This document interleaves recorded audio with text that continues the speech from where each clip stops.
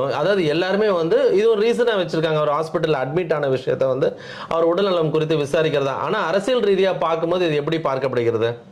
அதாவது சமீபத்தில் ஒரு காணொளியில் வந்து முதல்வர் திரு ஸ்டாலின் அவர்கள் பேசும்போது ஒன்று சொல்லியிருந்தார். எனக்கு அரசியலை தவிர வேற எதுவுமே தெரியாது எனக்கு.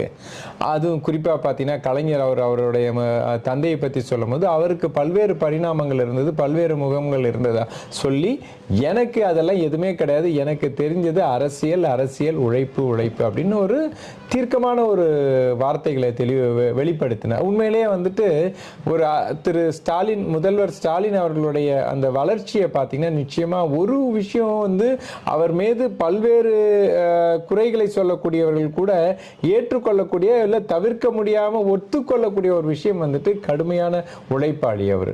சரிங்களா? மாற்று கருத்தே கிடையாது. அதுலயும் வந்துட்டு he is shown such a dedicated worker அவர். இன்னைக்கு